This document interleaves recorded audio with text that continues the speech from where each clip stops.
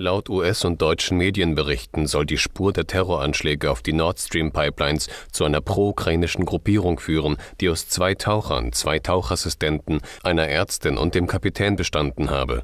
Diese sollen denn den Sprengstoff an den Pipelines befestigt haben. Herr Ritter, Sie waren bei den US-Marines und kennen sich in der Welt von militärischen Operationen aus. Wie plausibel schätzen Sie diese neue Erklärung ein?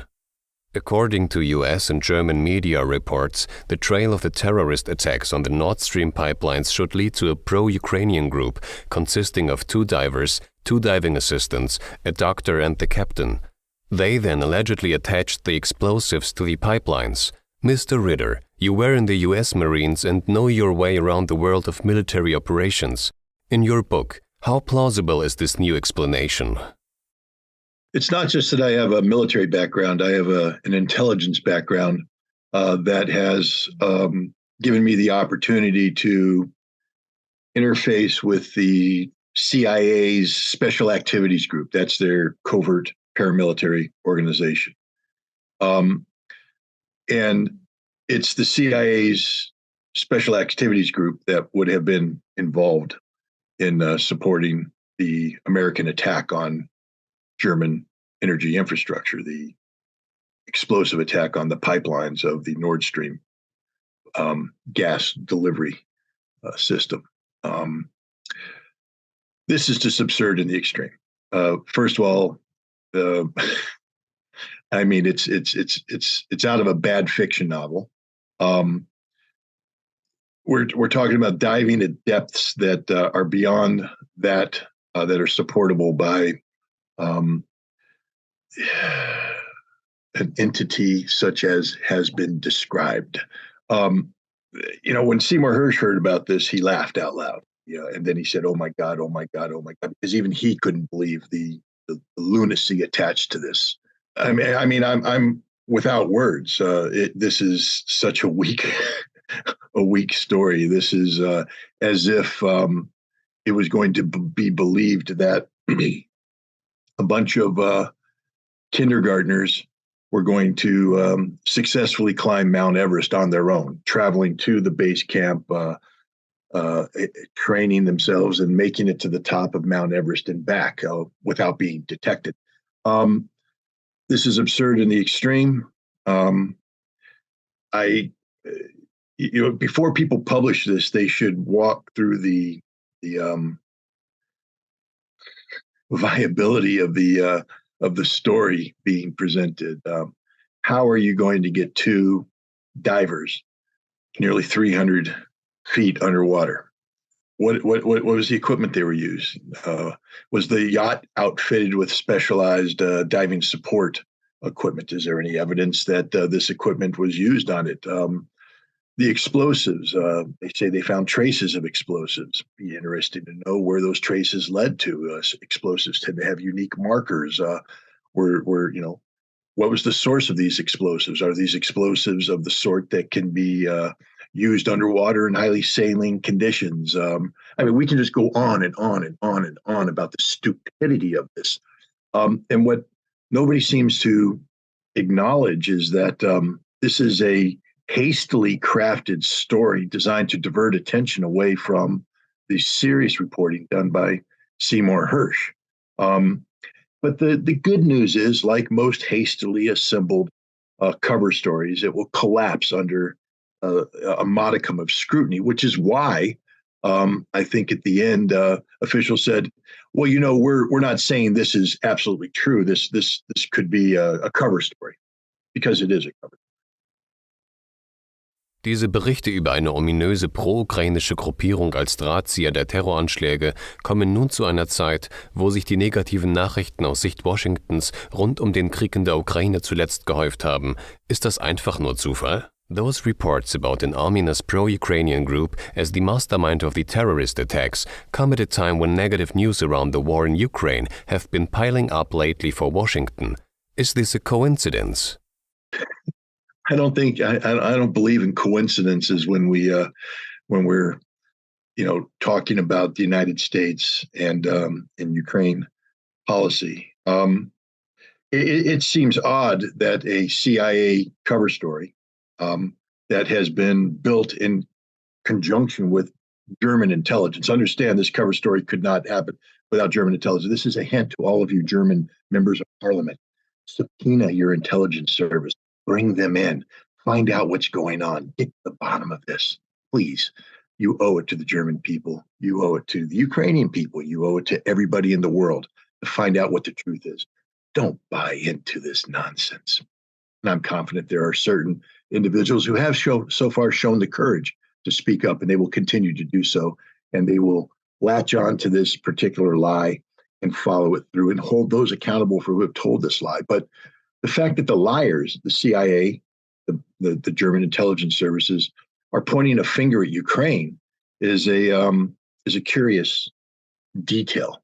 Why? Why would you point a finger at Ukraine at this point in time, if not to start to create the conditions for what just has happened? I believe it was the German defense minister who has said, if this was Ukraine, this might impact the provision of weapons to Ukraine by NATO.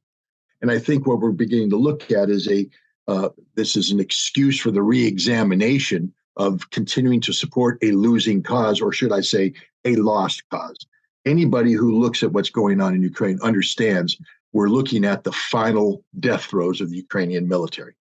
And that the only way to potentially save the Ukrainian military is to pour new equipment that NATO does not have. So in order to justify the failure to deliver, because understanding that if left to just this narrative, the loss of Ukraine will be blamed on NATO's failure to deliver. So what they're doing now is creating the conditions to say it was Ukraine that committed suicide by attacking us, attacking our infrastructure. Therefore, we can no longer support this illegal government, this illegal activity. So I think that's the direction we're seeing. How long this will go, how this will develop, it's still a developing story, but it just seems curious that the CIA and the German intelligence, both of whom have been behind supporting the transfer of military equipment to Ukraine, have now concocted a cover story that points the finger at Ukraine. Even Seymour Hersh didn't point the finger at Ukraine.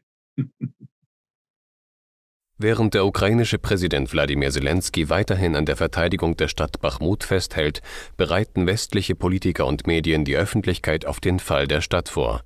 US-Verteidigungsminister Lloyd Austin meinte sogar, dass Bachmut gar keine strategische, sondern lediglich eine symbolische Bedeutung habe. Wie sehen Sie das? While Ukrainian President Vladimir Zelensky remains committed to defending the city of Bakhmut, Western politicians and media are preparing the public for the fall of the city. U.S. Secretary of Defense Lloyd Austin even said that Bakhmut had no strategic significance at all, but only a symbolic one. How do you see this? It makes me question what General Austin learned while he was in the military.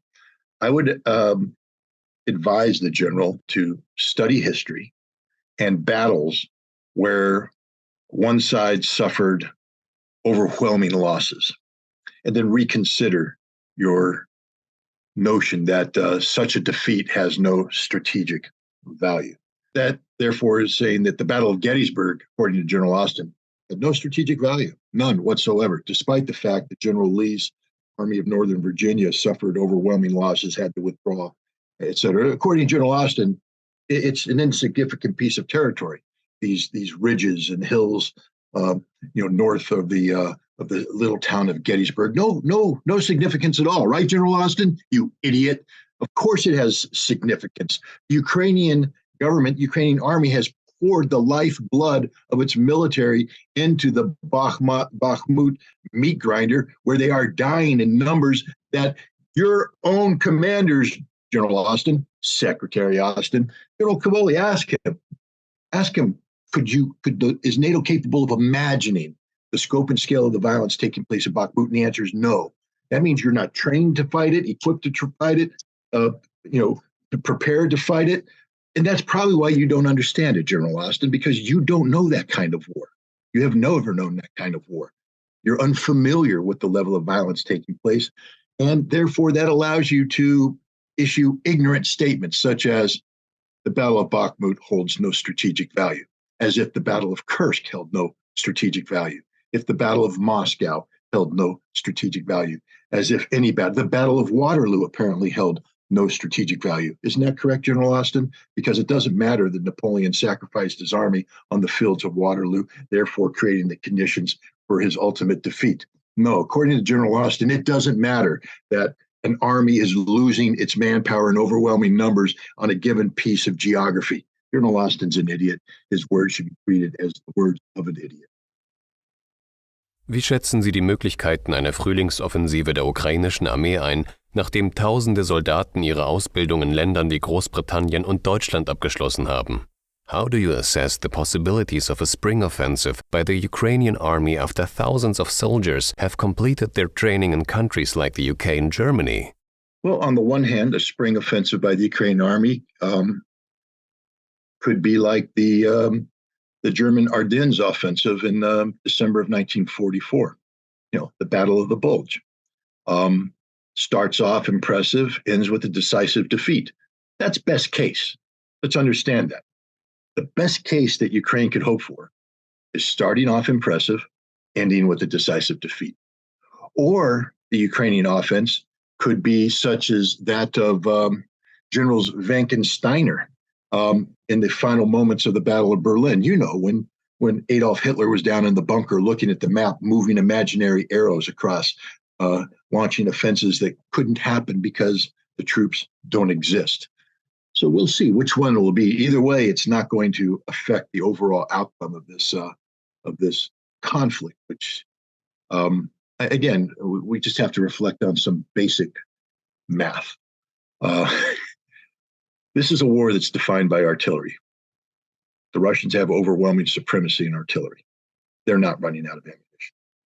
The Ukrainians have an inferior number of artillery tubes, and they are running out of ammunition. In fact, according to Jens Stoltenberg, the NATO Secretary General, Ukraine will run out of ammunition sometime this summer, and NATO is not in a position to replenish this. So if you're in a war that is defined by artillery and you run out of artillery ammunition, I think that means you lose the war. So that's what's going to happen to Ukraine. They're going to lose the war, and there's no imaginary offensive, counteroffensive that's going to save them.